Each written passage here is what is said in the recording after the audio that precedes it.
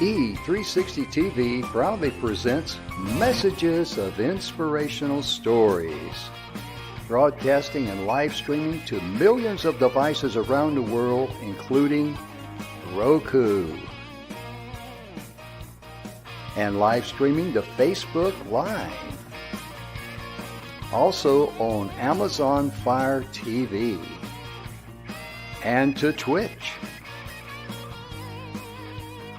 Also Android TV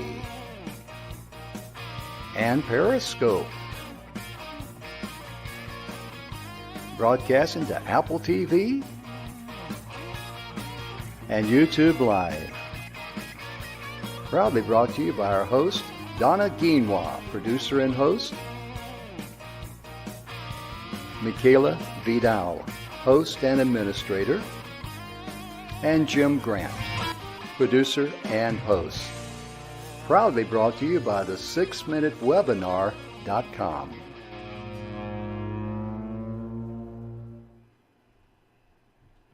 Good afternoon, everybody, and welcome to the Messages of Inspirational Stories.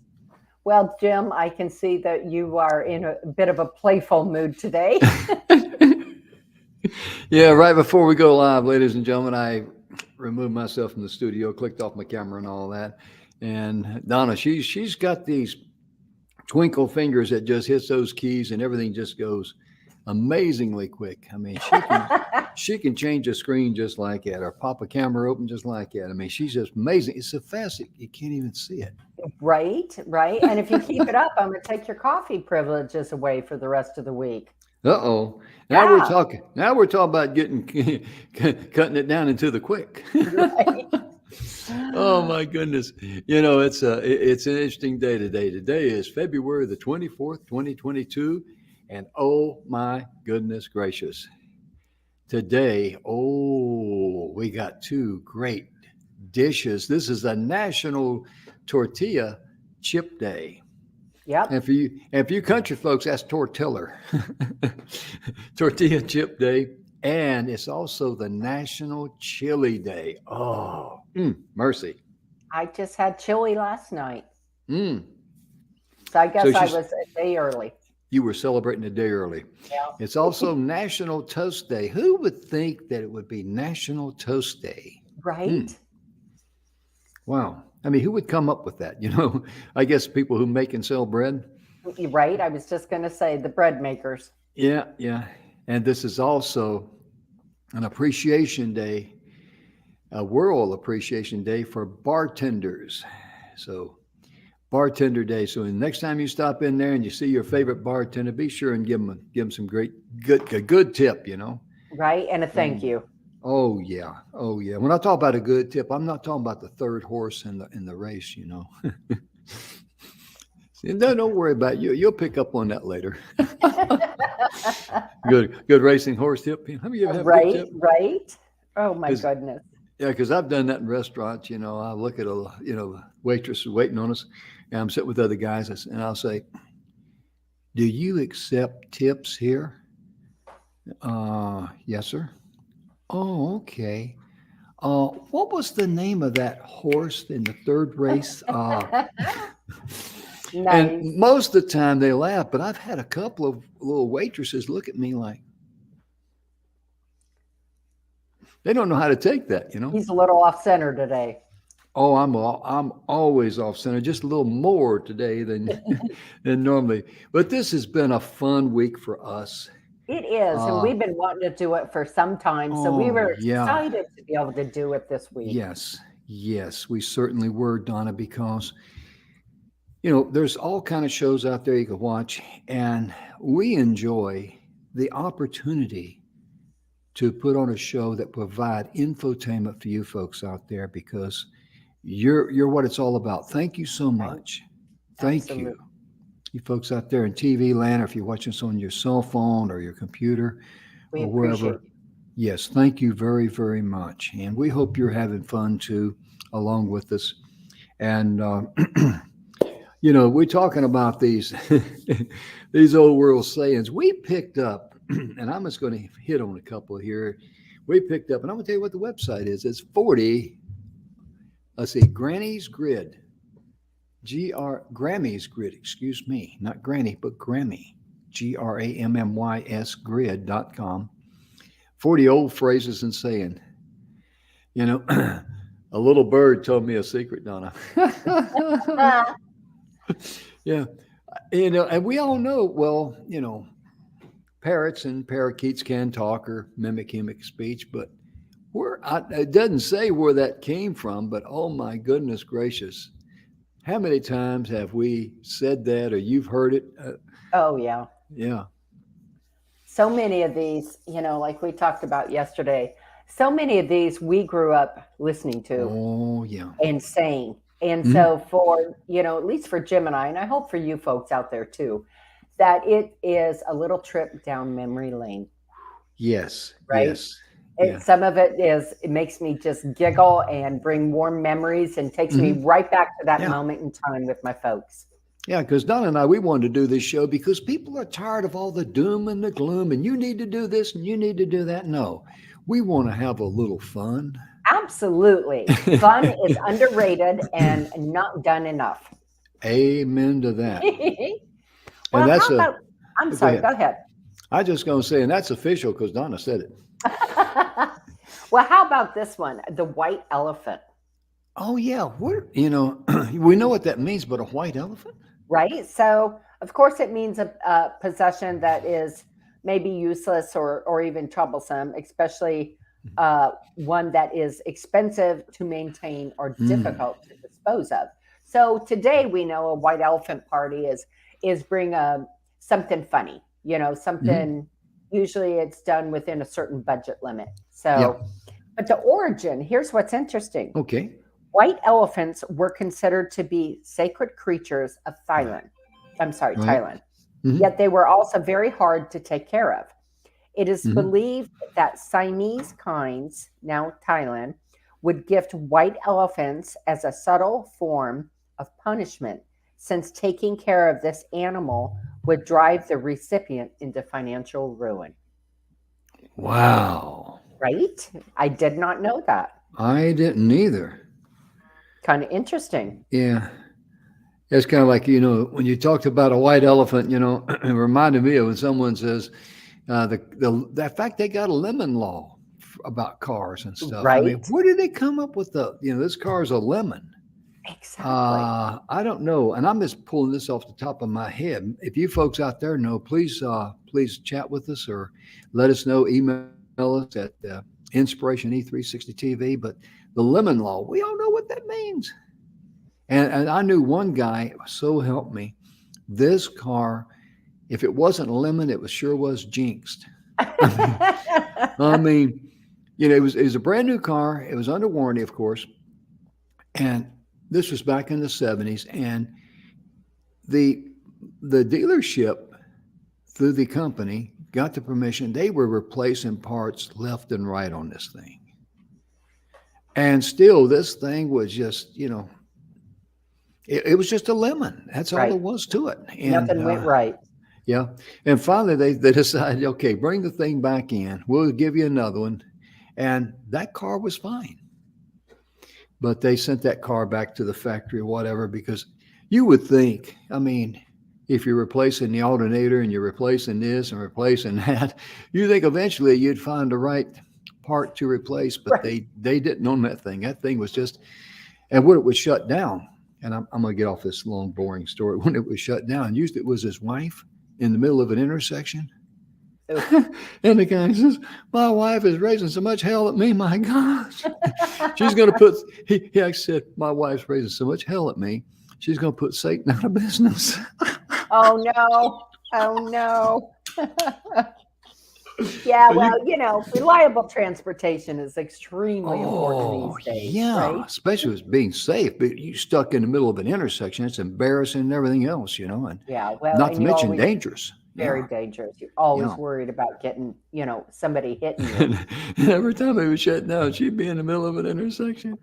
Oh, boy. Not good. Not good. No. Anyway, meanwhile, back at the ranch. Well, how about this one? Can we talk about buttering someone up? Oh, yeah. Okay, we've gone through so many that some of them are hard to remember, right? Yeah. Okay. But while you're looking at that one, let me just say here, have you ever heard anyone say that a bird in your hand is worth two in the bush? Oh, absolutely. Oh, yeah. We know what it means. And this is from Grammy's Grid, the old sayings, and it doesn't say where it comes from. And I just pull these up because these are fun. Right. And normally we'd give the meaning on it, but don't have the time to research. I just tripped across it about 5 minutes before we went live, so that's why. Or this guy, or Grammy says, a stitch in time saves nine what? Yeah. And we know. Well, my Go ahead. house growing up, Mom always said, well, if you mend it now, it won't rip more later. That's exactly right. And that's exactly what it means. Yep. Now, the origin of it, we don't know, but that's exactly what it means. I mean, if it's, you need a little stitch now, because if it's a minor repair now and you don't repair it, it's just going to get worse. Right. And more expensive. Absolutely. Absolutely. So how about this one? Steal one's thunder. Ooh, yeah. Okay. So we know that the meaning for that is win praise for oneself by, preempting someone else's attempt to impress. But here's what the origin of it is. You think that you've done something awesome and unique, but someone got there first and you took your credit. Spare a thought for playwright John Dennis, who back in the 18th century made a machine that could nicely mimic the sound of thunder for his play. Oh, okay. Sadly, his play wasn't a success, but somebody had taken note of his clever invention. When later on in another theater, Dennis found somebody had copied his thunder machine and was using it without credit. He got mad, really mad. Somebody had stolen his thunder. We can relate to that. That just happened to us the other day. Yeah, it did, as a matter of fact. It just, and we shared it yesterday. What happened was after the Tuesday show, I believe it was you, Donna. You found it. You were the one that alerted us. We had across my feed. Yeah, we had a copyright claim on our show. We were being accused of using copyright material from another TV show. Is who it was. Right. And we go like, what? What kind of nonsense is this? So got Aaron Hymas he's the president of E360 TV, and me and him, we filed a dispute. And what was interesting, as soon as the complaint against us, the claim against us, I should say, was filed, and it was put on, on our thing that we got a copyright, violation here. As soon as we filed the dispute, it removed it.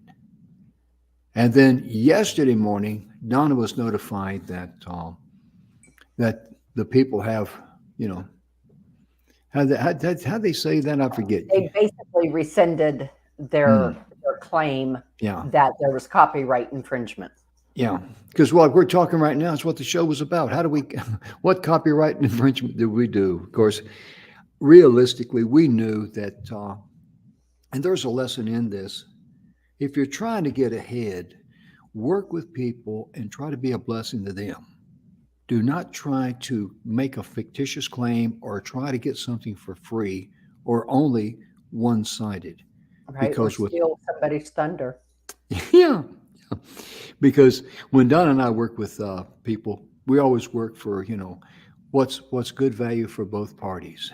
It's got to be a win-win for both parties. Otherwise, it's not a good deal. Right. It really isn't. Absolutely. Meanwhile, back at the ranch, we were where? How about this? Every cloud has a silver lining. Oh, yeah. Right? Yeah. So the meaning is a negative occurrence may have a positive aspect to it. But here's the origin. The expression can be traced directly from a piece written in, are you ready for this? 1634 by English poet John Milton, called Comus, a masque presented at Ludlow Castle.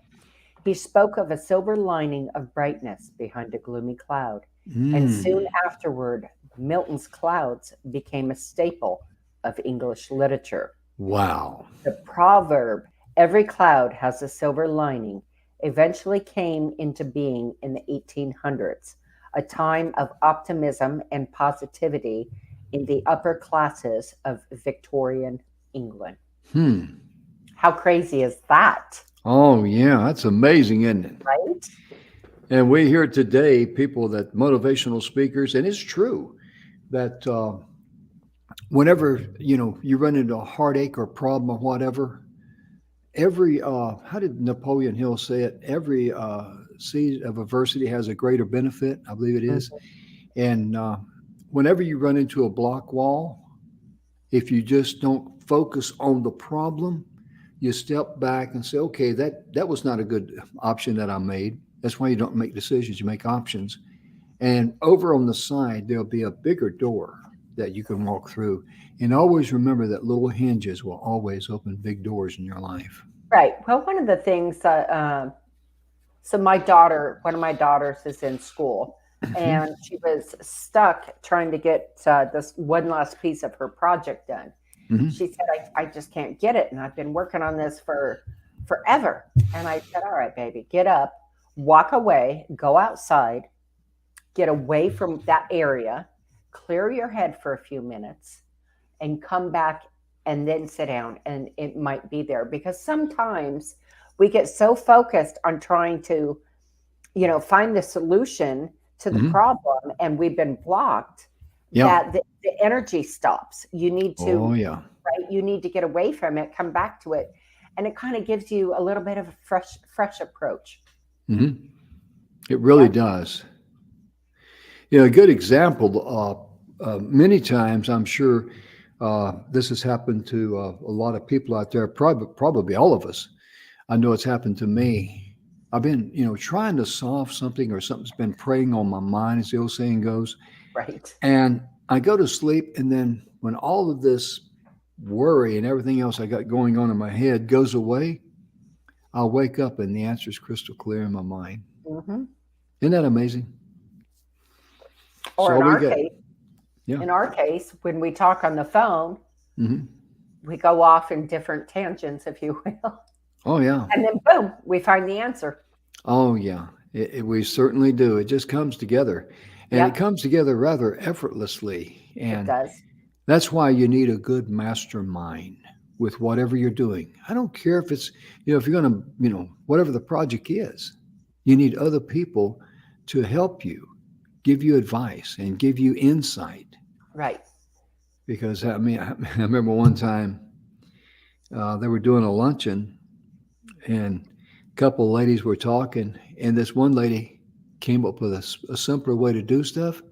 They go, wow, I didn't even think of that. That's an easy way to do it, because whatever it was they were doing there in the kitchen, they've had, it was outside of my arena. But anyway, to be honest with you, the one lady just says, well, just do it like this. And Right. both of them have been doing it the hard way. Right. And that's one of that's just a snapshot of how beautiful and powerful a mastermind is. Right. And a mastermind can happen at just like Jim said, just talking. Yeah. Just talking. It still becomes a mini mastermind. Hmm. It sure does. It sure does. And Well, go ahead, Don. I'm sorry. Well, I was just going to say, you were talking about how when you go to sleep Uh-huh. and you wake up and the answer's there. Right. Well, how about this one? We've all heard it, sleep tight, Sleep tight. Yeah. Don't let the bed bugs bite. right? So, okay, on that one, don't let the bed bugs bite. Hmm. I grew up on that. My mom would always tuck me in, Hmm. say sleep tight, don't let the bed bugs bite. Well, I didn't know for so many years. I didn't know there was anything of a bed bug. I thought it was just a cute little something she was saying. I had no idea when I was young that there was such a thing as bed bugs. Hmm. But sleep tight, this is really interesting. So, it means sleep well and have a peaceful night. But the origin is believed that the saying comes from Shakespeare's time when mattresses were secured by ropes. Mm. During that time, sleep tight meant sleeping with the ropes pulled tight, making a well sprung bed, Mm. Wow. right? That goes Hmm. back a couple years. Hmm. Oh, yeah, it sure does. It sure does.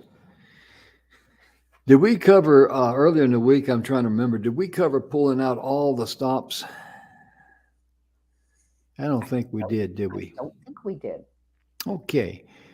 Uh, have you ever used the phrase pulling out all the stops? We're going to pull out all the stops on this deal. Right. I've heard that a lot. Of course, it means making we're going to, going to make a huge effort.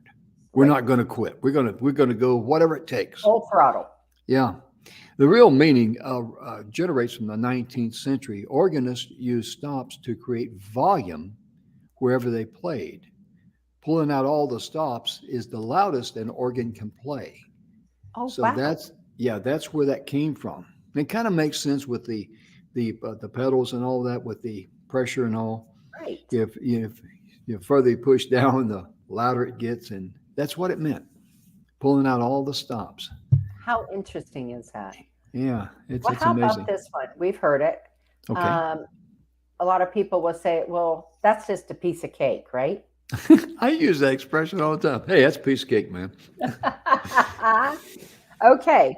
So it means something's easily achieved. But the origin is the saying a piece of cake comes from American poet Ogden Nash, who in 1930 was quoted saying, life is a piece of cake. All right. He my kind of people. He my kind of people. When you feel like you're pushing a chain uphill, just stop pushing that chain uphill, let it go, because that's the Right? wrong way for you, ladies and gentlemen. It Right? really is. It took me 29 and a half years to learn that. And Well, this better was late after than I was never. and this was after I was 30. Better late than never, buddy. I mean to tell you, my Uh, goodness gracious. And, I want to give a shout out, if I may, for our charity that we talk about, because we are dog lovers. We're animal lovers. Yesterday, even Donna had us all drooling about the way she made her dog, biscuits. With all the delicious ingredients in there. Gave it to the neighbor's kid. He thought it was great. oh, I hope he's forgiven me for that since then. Yeah. So if you go over to Donna's house and eat and you wolf something down, you may just be woofing something down. Oh, oh, goodness. life's But too short not to have fun. oh, yeah. But Shelter to Soldier is a wonderful organization, and it can actually help, so many people with the concept of it. We have seeing eye dogs. We have dogs that are companion dogs and all that. And these folks are military, of course, and they saw a need to go into shelters and to adopt the bigger dogs that were normally not good candidates to be, find a home for, to be Right. adopted. And they would take these dogs and train these dogs. And it takes a long time to train them, but every single soldier that receives a dog that's Free been of charge. trained, it's free of charge, number one. Number two, the dog and the way they do, they bring in 4 or 5 dogs they think will fit the person and let the dog and the person pick each other. But 100% of the time, every soldier that's received a dog that's trained specifically to be a companion dog for PTSD, no one has committed suicide. That's an amazing feat. Yes, it is. Yes, it You is. and you might be out there, you may not be a soldier, but think about all the people who are suffering now, living in fear, Hmm. and people who are doing hard time, as I like to say, are doing hard time in the hacienda. I say that a lot about, when it comes to marriage life. I said, man, I ain't into doing anything to get me doing hard time in the hacienda. But think about people who are suffering and hurting, and even pets to go into, at retirement homes and senior citizens homes and all that, make a trip in there a couple of times a week for the folks in there to be able to see a kitten or to pet a puppy or whatever. Just, Right. whatever you can do to give back that would bring joy and jubilee to your heart, please do so. And maybe with an animal, it may not, but you have a special calling in life. And as I like to say in one of my old sayings, get it up, get it in gear, and get it going. Right. Right. I know when I was a little girl, I don't even know if they're around anymore. I belonged to Campfire Girls. Oh, And um, we would write letters we would pick a nursing home and we would write letters. And then we would also go especially at Christmas time, because, the holidays can be such a lonely time. And we would go and we had it, of course, it was always prearranged. And the people who wanted to and could come out, and we would sing carols for them. And we had little candy canes that we'd give out. And it was just a time to give back and yeah. let them know that they're thought of and not alone. Hmm. That's really a nice thing, and we've gotten away from doing so many nice things as a people, as a society, and not limited in the country. I'm talking about on the global scene. We Right. need to we need to be more loving and compassionate because when you look at people today, a lot of people are just angry. They're just itching for a fight because they're frustrated, they're aggravated, they've been lied to. Okay, Yep. let's be honest, they've been lied to, and it's just they're tired of this, and they're just at the point of saying enough is enough. Right. So give So smiles because they're free. yes, They are free. decide for yourself that you're going to make your little world a better place to live, and think of it like this. I like to use the honeycomb and the beehive. We know if you've ever been around a beehive or anything like that, you know how thick and heavy honey is in a Oh, container. it's crazy. But the octagon's little cells in there that the little bees create in the wax that holds the honey is a very, very, very strong little structure. It won't collapse. Now, my point being is that if you decide in your world you're going to make the world a better place, your little world a better place to live, because of your smile, because of your giving back, because of your love and your caring, that's going to create other little cells. That's what the world needs, ladies and gentlemen. And it's just amazing how we have gotten away from that with the doom and the gloom and all of that. People running scared. Absolutely. Donna, Absolutely. could I ask you to spill the beans? Would you? I was going to, I have that one right in front of me. See, That's we're mentally linked somehow or another. I don't know how it works. I mean, there's no right. cables or anything, So, that means reveal secret information right? unintentionally or indiscreetly. But Hmm. the origin, this is really so interesting. The saying comes from ancient Greece, where voting was done by using beans. Citizens would put a white bean into the jar of a candidate they supported Hmm. and a black one for the candidate that they did not approve of. However, on a few occasions, clumsy people would spill the jars, revealing classified information. How Oh about my that? goodness gracious. That is amazing. That is amazing. Spilling the beans, Oh, spill the beans. Oh my right? goodness. I didn't know. I've had heard that one time a long time ago, but it just, went in one ear and out the other and kind of forgot about it. And I tell you, it's really amazing, whenever you talk about some of these old sayings and, How far some, back they go, I'm sorry. and how far back they go. Oh yeah. And I just I looked at one as she was talking. I can't get a word Jen edwise. Nice, Jim. Nice segue. Oh goodness. Go for it, brother. Yeah. I mean, this here is in that old saying of on grammysgrid.com.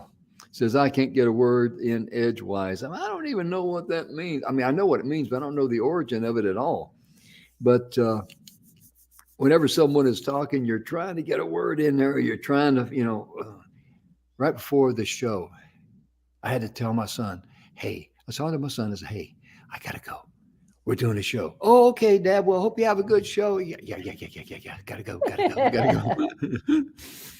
But I really Uh, appreciate him. Really do. well, how about this one? Run amok. Mm. Yeah. So I know we haven't talked about that one yet. No. What? Tell us about it.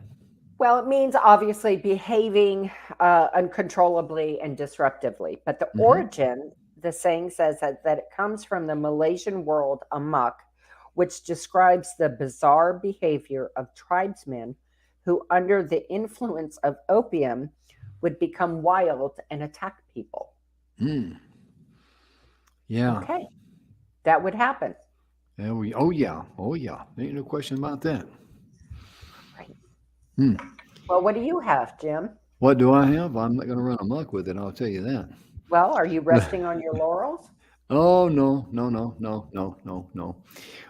I'm looking here right now, and there was one that came up, and I'm looking for it. I should have been looking for it earlier. I was over there looking at something else, but when it comes to you covered the white elephant, giving the cold shoulder, the crocodile tears, showing your true color, butter up. Oh my goodness gracious! Right here is one.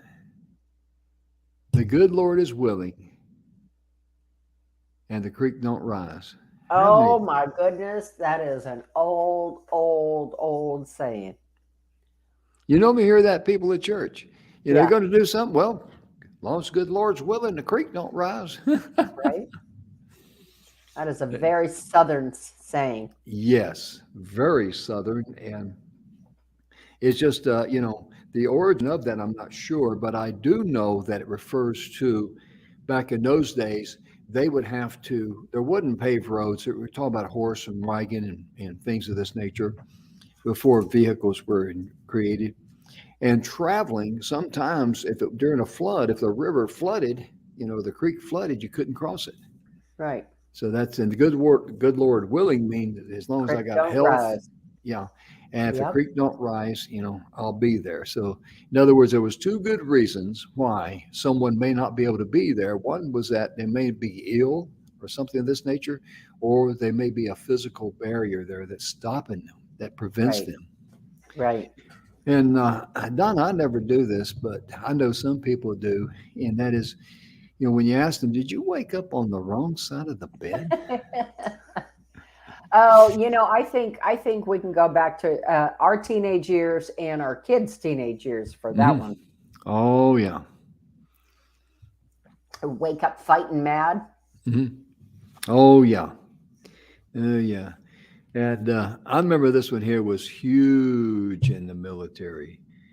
I mean, huge. I don't even know where the origin is, but you guys have heard this. When the going gets tough, Tough get going. there you go. There you go.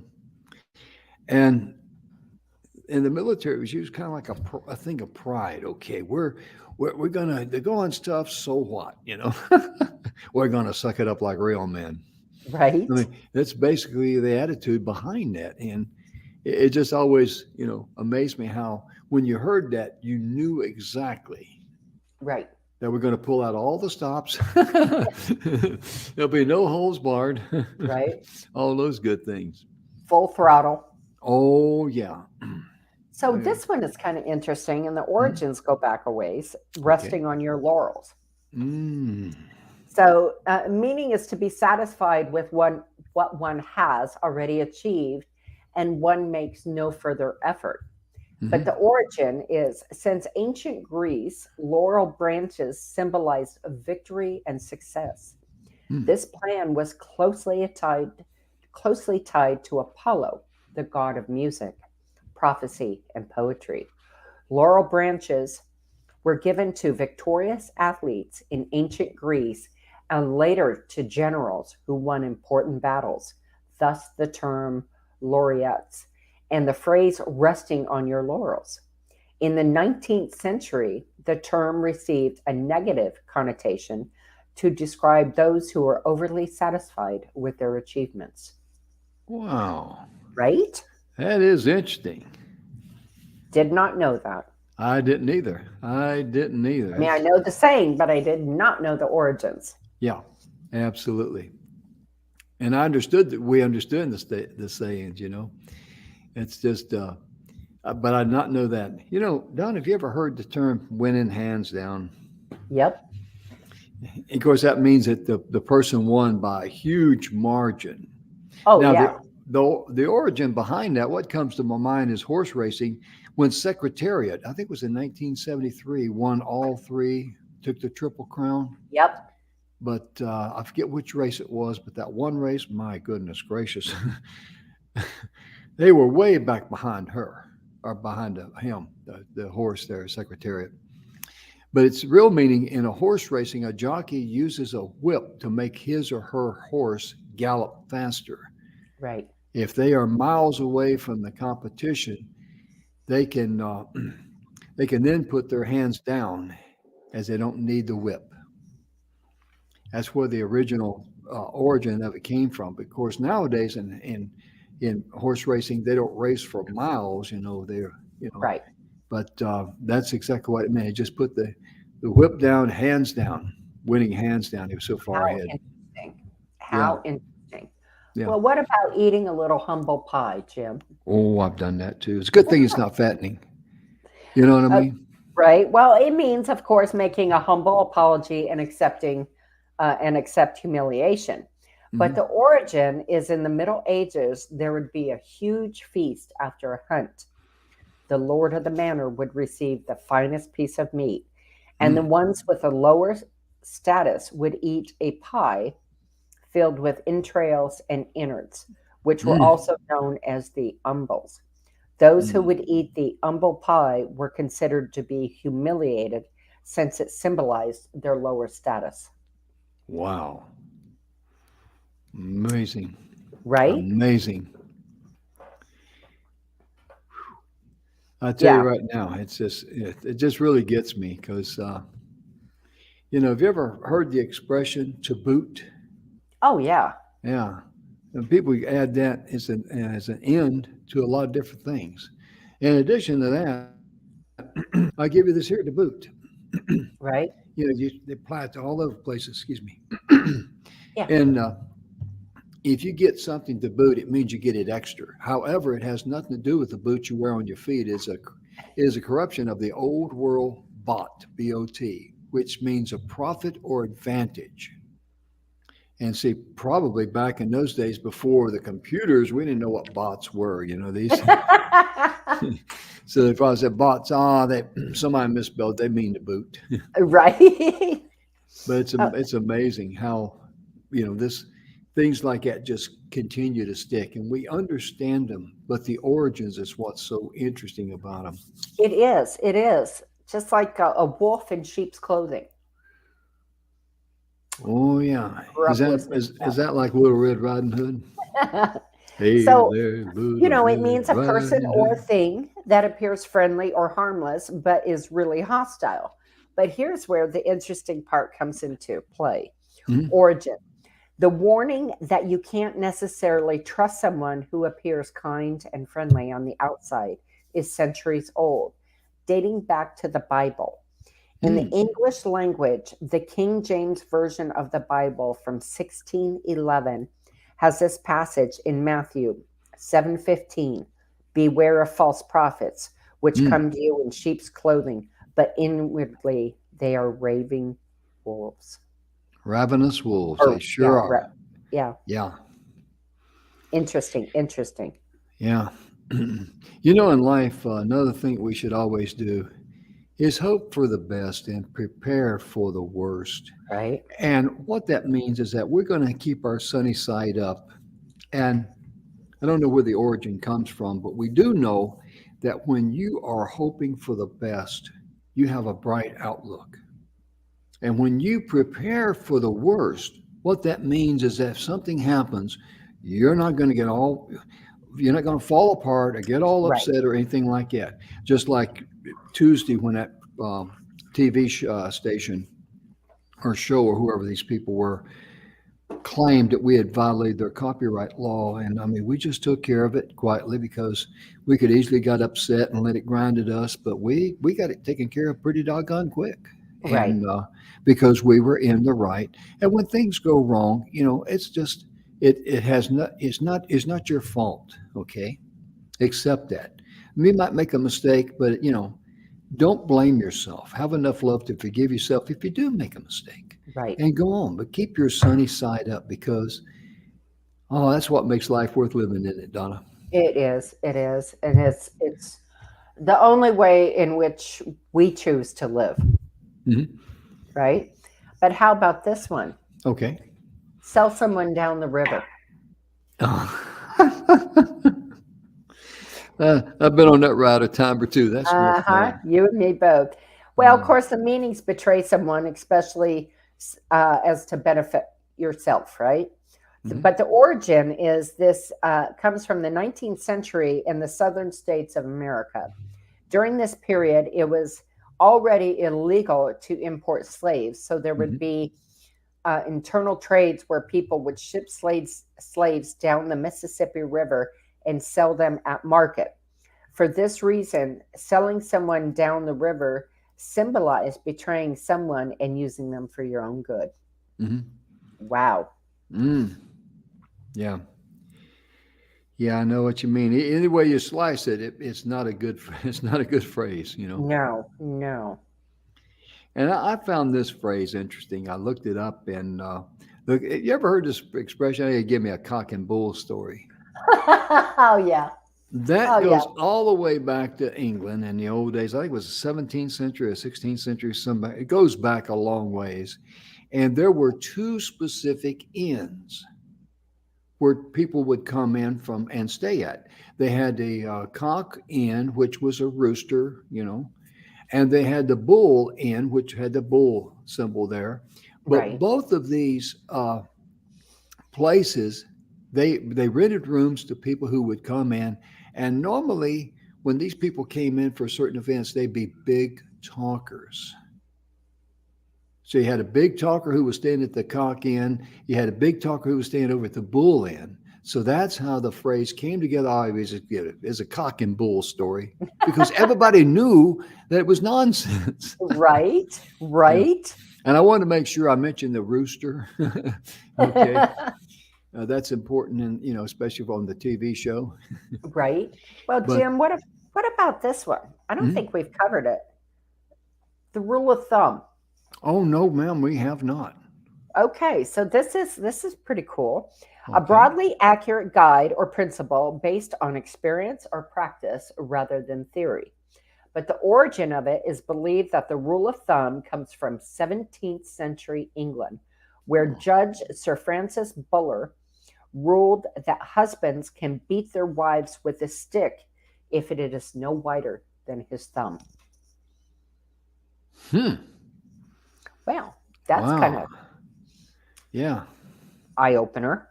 Yeah, it sure is. And for you guys out there who are going to use the rule of thumb, don't. Good Right? gracious. I mean, but that's amazing. When it said rule of thumb, I thought it was going to be something that was more measured. Well, it is a measure, that's for sure. But uh, I tell you, it's some of these old sayings and where they come from. My goodness gracious. But how they've And evolved, Jim. yeah, I Like know. that one, the original meaning and rule of thumb, we use that as more of a measurement in today's society. Well, as a Hmm. rule of thumb, this is what works. Yeah, yeah. And you ever heard the phrase of, they're splitting frog hairs? Yes.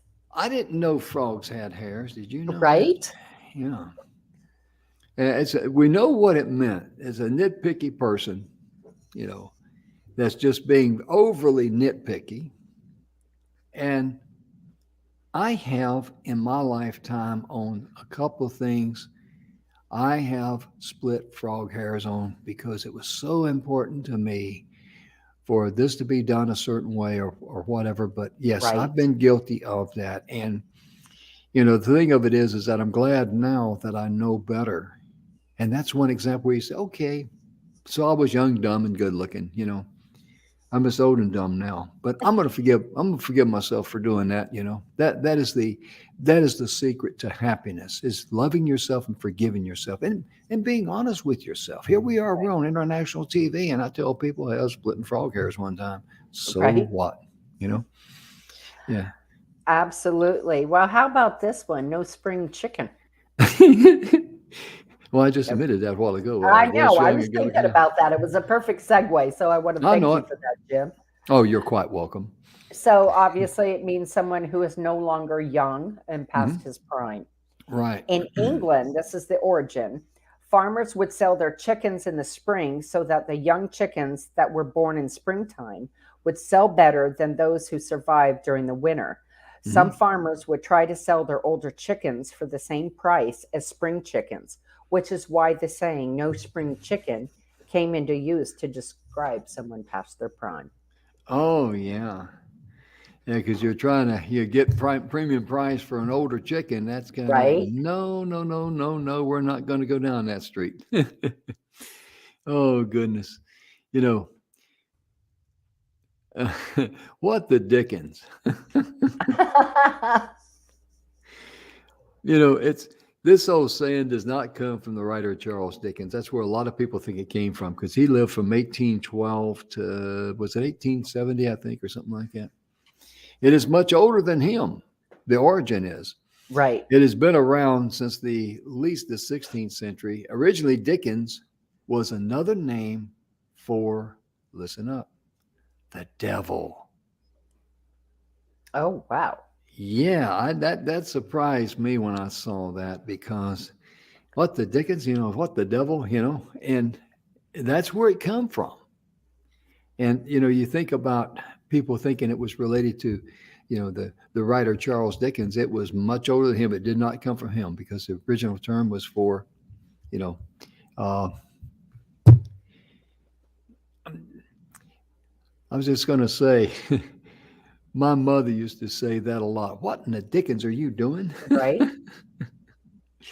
And I guess that's a nice way of saying, what in the devil are you doing? Because my mother, and I knew ladies like this, and I knew some men, a couple of men, any type of verbiage like that would describe, you know, anything negative or something like that, or devil or hell or something, they would not say those words. Right. Yeah. I Place always of, I say, what in the Sam Hill? yeah. Hmm.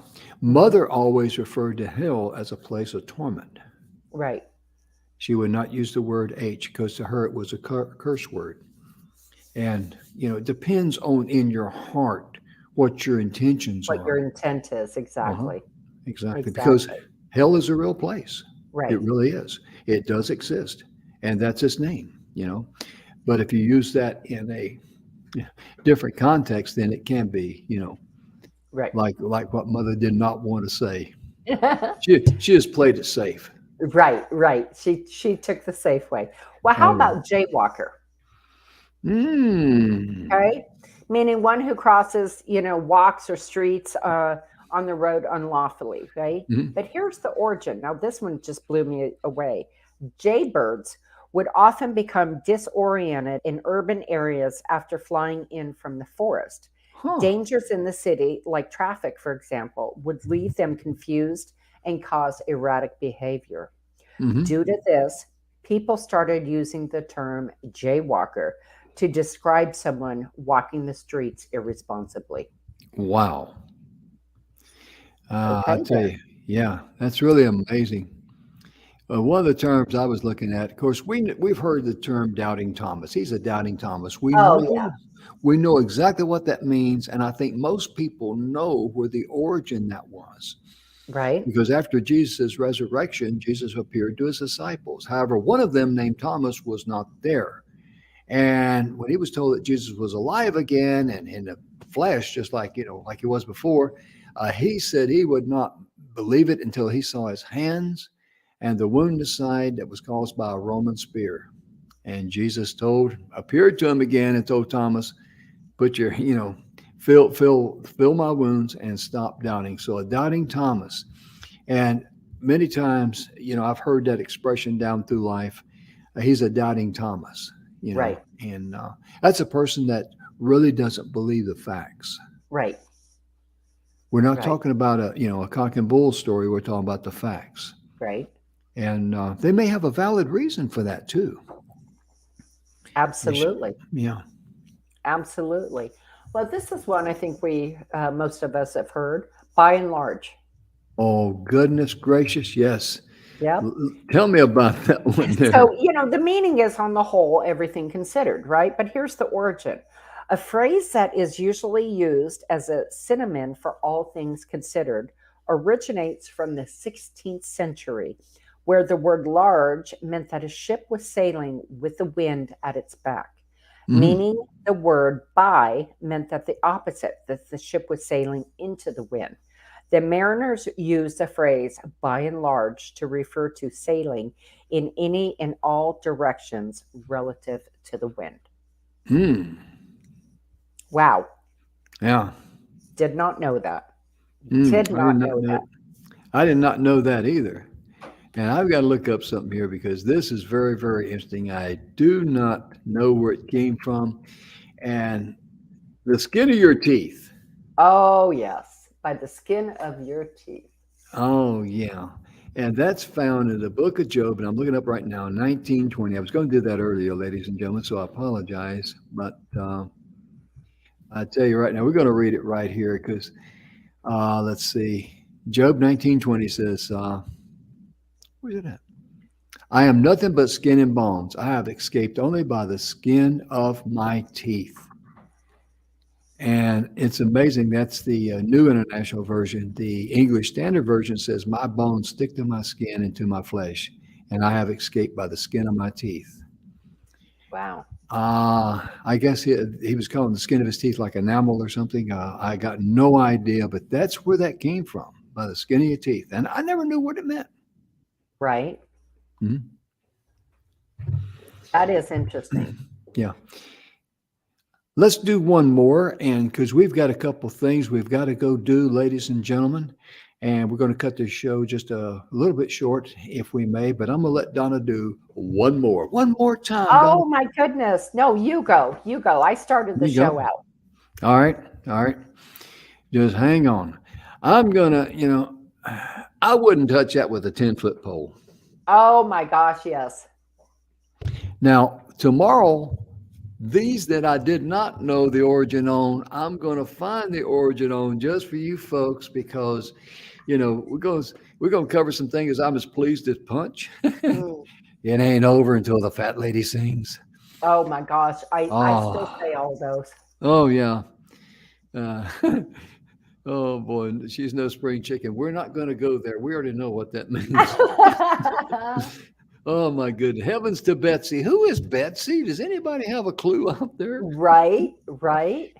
But and Oh, we're my gonna we're goodness. gonna cover these and more tomorrow, won't we, Donna? And Yes. the ones we cover, I just found out a few minutes before we went live, and we're going to cover these because these are very interesting, and I know you want to know the origin of them. We do too. Our time is gone, ladies and gentlemen. We're running late already, and we'll be back tomorrow. We hope we love you. Thank you so much for being a big part of our success. Absolutely. And remember to love yourself, love others, forgive yourself, and we hope and pray you have a nice day. We'll see you tomorrow. Bye bye.